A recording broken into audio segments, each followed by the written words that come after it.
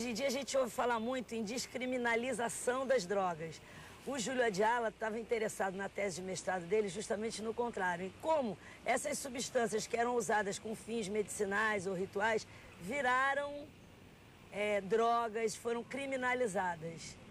Por exemplo, a cannabis, desde quando ela passou a ser A legislação que passa a proibir, né, as drogas no Brasil é de 1921.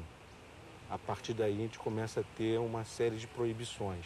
E principalmente na década de 30 começa a haver uma repressão grande, vão haver expedições ao Nordeste para destruição de plantações, começa a haver muitas prisões já em função disso, e os jornais começam a noticiar como um problema, né? Um problema terrível, uma planta que existia e ninguém conhecia. Mas ela era usada livremente? Tem muitos registros que falam do uso da cannabis entre os escravos africanos. Gilberto Freire fala que nos canaviais nordestinos existia um uso, né, no período principalmente da entre-safra, daquilo que eles chamavam de liamba, diamba, maconha, pango, né, uma substância que era utilizada bastante pelos africanos. Esses nomes todos são nomes africanos para cannabis. Chamavam também de fumo de Angola, o que para muitas pessoas indicava a origem, né, dessa planta quando veio para o Brasil. E você acha que ela acabou virando também uma forma de resistência à desafricanização? Provavelmente sim. Por ter essa característica socializadora, né, não ser um consumo individual, ser um consumo em grupo, certamente ele contribuía para a manutenção de certas tradições, de certos costumes, né? O próprio Edson Carneiro, que fala do uso no quilômetro de Palmares, diz que também era utilizada nos candomblés, então tinha uma ligação ritual também. O jamba sarambamba. Quando eu fumo a jamba, fico com a cabeça tonta e com as minhas pernas zamba. Fica zamba, mano.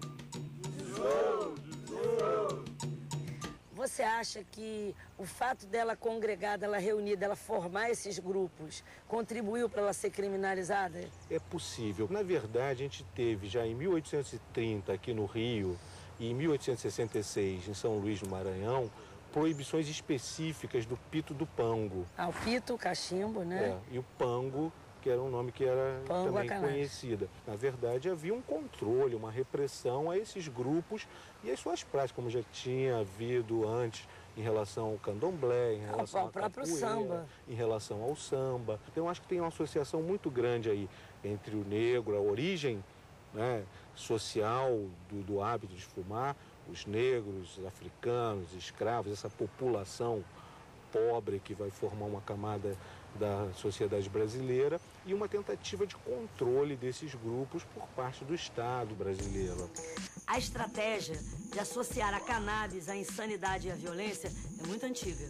O primeiro registro que existe é de 1798, quando Napoleão Bonaparte invadiu o Egito e decretou a proibição do uso da bebida e do fumo. O Napoleão alegou que ao consumir a cannabis, os islamitas adquiriam um comportamento violento, perigoso. Mas o que o imperador queria mesmo, na real, era boicotar a exportação de fibra de cânhamo, cujo principal comprador era sua inimiga, Inglaterra. A inversão, digamos assim, de uma substância que era considerada uma medicina absolutamente tradicional, com usos industriais, econômicos, para se transformar numa espécie de fantasma, de droga temida, quase demonizada, ela está muito ligada ao fenômeno da lei seca. Na verdade, os Estados Unidos, a partir de 1919 até 1933, vão adotar a proibição do álcool.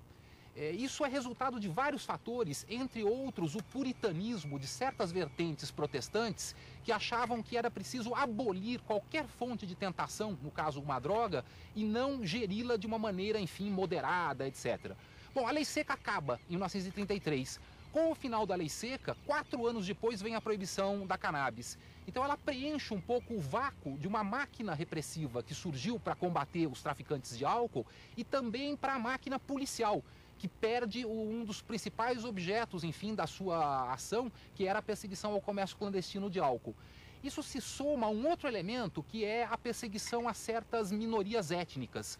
Era uma época em que trabalhadores mexicanos iam muito aos Estados Unidos e traziam um hábito que no México era tradicional, inclusive a palavra em inglês marihuana vem dessa origem. Então o William Randolph Hearst, que era o famoso personagem que o Orson Welles depois se baseou para fazer o filme Cidadão Kane, ele tinha uma série de jornais que começaram a fazer essa campanha de forma sistemática. Ele também tinha perdido territórios que ele tinha para plantio de árvores, para produção de celulose no México, devido à Revolução Mexicana. Então ele tinha ficado particularmente irritado com os mexicanos e fez toda essa campanha.